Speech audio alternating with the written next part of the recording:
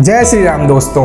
कई वर्षों के लंबे इंतजार के बाद भगवान श्री राम की नगरी अयोध्या में भगवान राम के भव्य मंदिर का पुनर्निर्माण का कार्य लगभग पूर्ण हो चुका है और आने वाले 22 जनवरी को भगवान राम उस भव्य मंदिर में विद्यमान भी होने वाले हैं। 22 जनवरी को विधिवत तरीके से भगवान राम के भव्य मूर्ति का प्राण प्रतिष्ठा किया जाने वाला है। आइए आज की इस वीडियो में जानते हैं कि बिना लोहे और कम से कम सीमेंट का उपयोग करते हुए किस प्रकार से पत्थरों से इस भव्य मंदिर का निर्माण किया गया है, इस मंदिर की विशेषताएं क्या क्या है और इसकी सुंदरता से जुड़ी हुई अन्य सभी जानकारियों के बारे में विस्तार से जानते हैं। रघुपति राघव राजा राम, पतित पावन सीताराम सीताराम सीताराम, भज प्यारे तू सीताराम।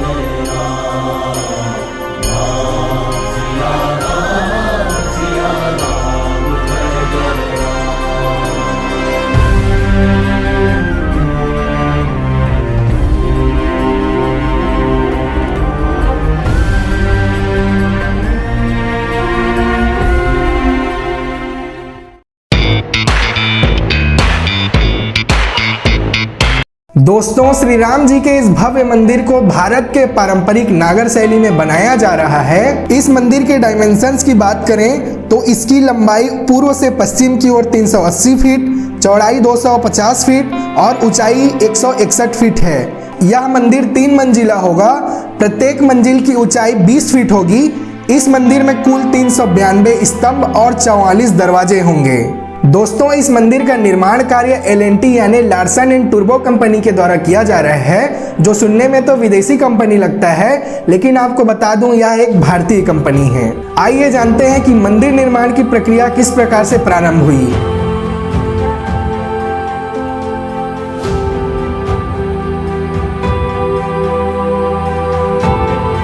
मंदिर निर्माण के लिए सबसे पहले राम जन्मभूमि परिसर के पूरे लगभग 70 एकड़ भूमि का समतलीकरण किया गया। भव्य राम मंदिर के निर्माण में जो सबसे ज्यादा वक्त लेने वाली चीज थी वह थी मंदिर की नींव पर काम करना। मंदिर निर्माण के लिए वहां के मिट्टी का परीक्षण किया गया। इस प्रक्रिया में कई वरिष्ठ इंजीनियरों को शामिल किया गया। इसमें IIT Delhi, IIT Roorkee, IIT Guwahati समेत देश के अन्य संस्थाओं के वरिष्ठ इंजीनियर शामिल हुए। जब मिट्टी का अध्ययन किया गया तो पता चला कि 161 फीट ऊंचे बनने वाले इस भव्य मंदिर के भार को सहन करने के लिए मौजूदा मिट्टी की स्थिति ठीक नहीं है। फिर यहाँ नींव को मजबूती देने का काम प्रारंभ किया गया। यहाँ से लगभग 70 क्यूबिक फीट मिट्टी को हटाया गया, मतलब यहाँ लगभग 15 मीटर गहराई खोदकर मिट्टी को हटाया गया, जो लगभग 3 मंजिला बिल्डिंग के बराबर होता है। वहां की मिट्टी को हटाकर IIT चेन्नई के विशेषज्ञों के सलाह पर इंजीनियर्ड फील्ड सॉइल डाला गया। इसकी विशेषता यह रही कि 28 दिनों के भीतर वह स्टोन की तरह कठोर हो जाता है। इस प्रकार से मंदिर निर्माण के लिए एक बेस का निर्माण किया गया। दोस्तों, मंदिर निर्माण के लिए देश के अलग अलग हिस्सों से महत्वपूर्ण सामग्रियां लाई गई।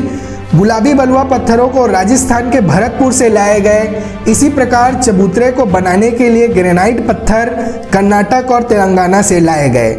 इस प्रकार से बनाए गए बेस के ऊपर इन ग्रेनाइट पत्थरों को रखकर चबूतरा बनाया गया और इसी चबूतरे के ऊपर मंदिर के स्तंभ निर्माण का कार्य प्रारंभ हुआ। मंदिर निर्माण के लिए लाए गए चट्टानों को मंदिर के निर्माण हेतु कुशल श्रमिकों के द्वारा तराशने का कार्य किया गया और इन्हीं तराशे गए पत्थरों से मंदिर का निर्माण किया गया। इस मंदिर निर्माण की खास बात यह रही कि इसमें लोहे का प्रयोग बिल्कुल भी नहीं किया गया है और सीमेंट का उपयोग भी कम से कम किया गया है। दोस्तों, अब आप लोगों के मन में प्रश्न होगा कि आखिर जब लोहा और सीमेंट का यूज नहीं किया गया है तो किस प्रकार से इन पत्थरों को आपस में जोड़ा गया है। दोस्तों, पत्थरों को जोड़ने के लिए विशेष तरीके का यूज किया गया। पत्थरों को आपस में जोड़ने के लिए ऐसे संरचना पत्थरों पर बनाए गए जो एक दूसरे में सांचे की तरह जुड़ सके और कई पत्थरों पर तांबे के हुक भी आवश्यकता अनुसार बनाए गए। यहाँ हुक बनाने के लिए किसी भी तरह से अन्य धातु जैसे लोहा, स्टील इन सब का यूज नहीं करके तांबे धातु का ही यूज किया गया है। पत्थरों को जोड़ने के लिए कॉपर के हुक्स हैं। अच्छा। लेकिन वो कॉपर के हैं, स्टील तो कहीं है ही नहीं, केवल कॉपर के हुक्स हैं जी। वरना कोई और धातु नहीं। वरना यही ये जो जी जी जी जी इन पत्थरों में ये रहता है। जी हाँ जी हाँ जी। बिल्कुल आपने सही कहा। ये जो है वो फिक्स हो जाते हैं हाँ। एक दूसरे के बीच में और फिर जहाँ कहीं भी इसमें कॉपर के हुक लगाने की आवश्यकता होती है वो हुक लगा दिया जाता है। दोस्तों, बिना किसी लोहे और सीमेंट के उपयोग के बनने के बाद भी इस मंदिर की मजबूती इतनी है कि इस पर भूकंप का कोई असर नहीं पड़ेगा। मंदिर निर्माण से पहले भूकंप के अध्ययन के लिए सेंट्रल बिल्डिंग इंस्टीट्यूट के द्वारा इस क्षेत्र के 500 वर्षों में आए भूकंप तीव्रता का अध्ययन किया गया और ऐसा बताया जा रहा है कि इस मंदिर पर भूकंप की तीव्रता का असर नहीं पड़ेगा। इस मंदिर की आयु लगभग 1000 वर्ष से भी अधिक की होगी। दोस्तों, नए बन रहे भव्य राम मंदिर के निर्माण हेतु नए पत्थर तो लाए गए, मगर दशकों पहले राम मंदिर के निर्माण हेतु पत्थरों को तराशने का कार्य कार्यशाला में किया जा रहा था। उन पत्थरों का प्रयोग भी आवश्यकता अनुसार इस मंदिर के निर्माण में किया गया है। दोस्तों, आपको बता दूं कि मंदिर के निर्माण में प्रयोग होने वाले ये सभी पत्थर बंसी पहाड़पुर के हैं। जब मंदिर के पूर्वी द्वार, जिसे सिंह द्वार भी कहा जाएगा, वहां से मंदिर के अंदर प्रवेश करेंगे तो 5 मंडप होते हुए गर्भगृह तक पहुंचा जाएगा। इन 5 मंडप के नाम नृत्य मंडप, रंग मंडप, सभा मंडप, प्रार्थना मंडप और कीर्तन मंडप रखे गए हैं और इनके अलग अलग मान्यता और आस्थाएं भी हैं। ग्राउंड फ्लोर पर 170 स्तंभ हैं। इन सभी स्तंभों पर विभिन्न देवी देवताओं की मूर्ति विशेष कारीगरों के द्वारा बनाए जा रहे हैं। एक रिपोर्ट के अनुसार प्रत्येक स्तंभ में लगभग 25 से 30 मूर्ति होंगे। इसी ग्राउंड फ्लोर पर गर्भगृह होगा जहां श्री राम लला की भव्य मूर्ति स्थापित किया जाएगा। भगवान श्री राम लला की मूर्ति का स्थापना ठीक उसी स्थान पर किया जा रहा है जहां पर 5 अगस्त 2020 के दिन देश के प्रधानमंत्री के द्वारा भव्य राम मंदिर के निर्माण हेतु भूमि पूजन एवं उद्घाटन किया गया था। 22 जनवरी को होने जा रहे मूर्ति के प्राण प्रतिष्ठा की बात करें तो इनमें 2 मूर्ति होंगे जो दोनों ही श्री राम लला के मूर्ति होंगे। एक मूर्ति जो चल है, जो कई वर्षों से बाहर टेंट में विद्यमान थे, और दूसरी मूर्ति जिसे ट्रस्ट द्वारा चयन किया गया है, जिसकी ऊंचाई लगभग 51 इंच होगी, जो भगवान के बाल्यकाल रूप 4 से 5 वर्ष के आयु पर बना हुआ होगा। भगवान की यह मूर्ति कमल पर विराजमान होगी। उस चल मूर्ति को इस अचल मूर्ति के सामने रखा जाएगा।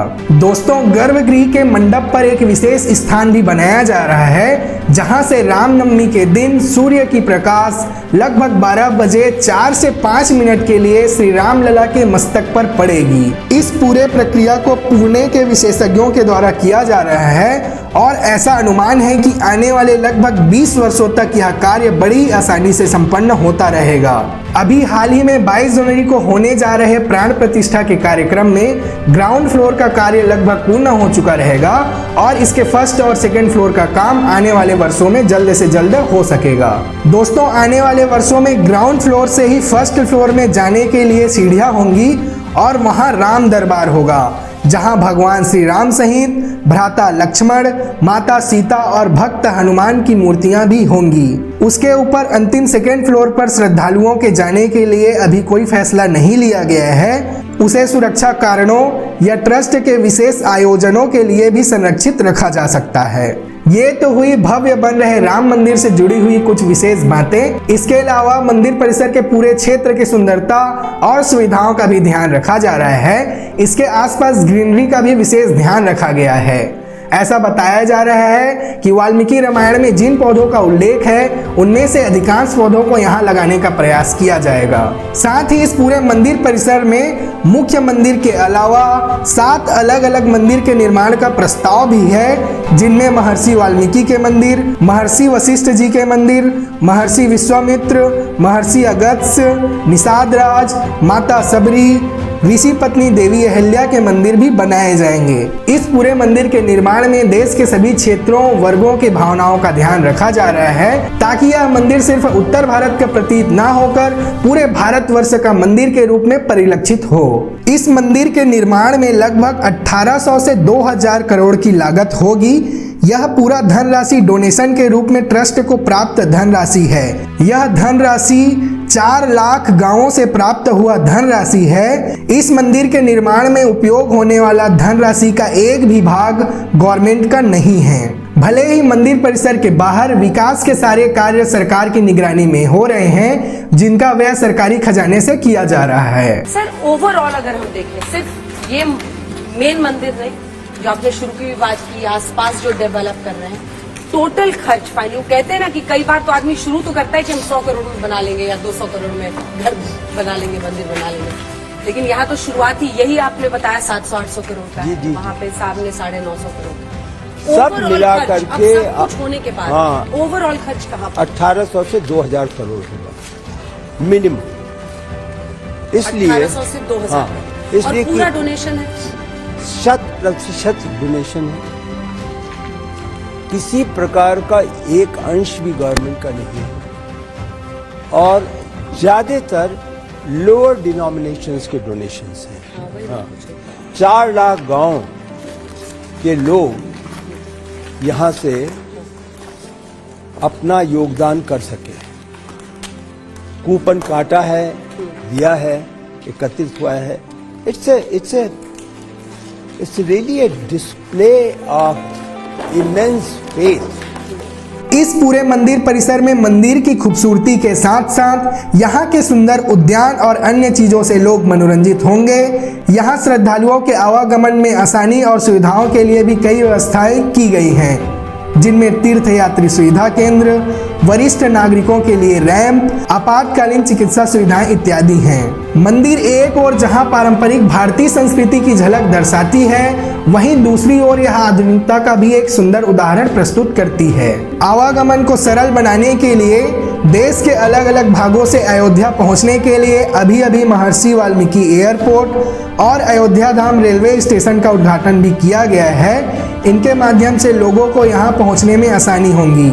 एयरपोर्ट, रेलवे स्टेशन सहित अयोध्या मंदिर परिसर पहुंचने तक के रास्ते को इस प्रकार से डिजाइन किया जा रहा है कि अयोध्या में कदम रखते ही लोग भक्ति भावना से लीन हो जाएंगे।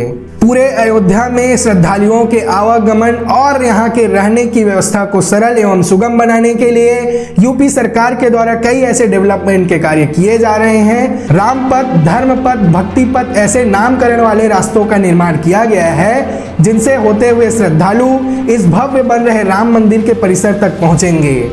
अयोध्या में बन रहा यह भव्य राम मंदिर करोड़ों देशवासियों के भावनाओं के सम्मान के साथ साथ गौरव की भी बात है, जो आने वाले समय में भारत में टूरिज्म को काफी ज्यादा प्रमोट करने वाला है। दोस्तों, इस वीडियो को ज्यादा से ज्यादा शेयर करें और श्री राम जी की भव्य राम मंदिर की इस सुंदरता और भव्यता से लोगों को परिचित कराएं। और यह वीडियो आपको कैसे लगी कमेंट करके जरूर बताएं और अंत में जय श्री राम जरूर लिखें। धन्यवाद। युग राम राज का आ गया शुभ दिन, ये आज का आ गया, हुई जीत सनातन धर्म की, घर घर भगवा लहरा गया, जागा है अवध का भाग जी, गूंजा है विजय का राग जी, योगी संतों की अखियों से छलका ये प्रेम अनु जी। सज धज के ओ सज धज के लागे सबसे न्यारे राम। बोलो जय जय श्री राम। हमारी आँखों के तारे हैं प्रभु राम। बोलो जय जय श्री राम। सिया राम सिया राम, राम सिया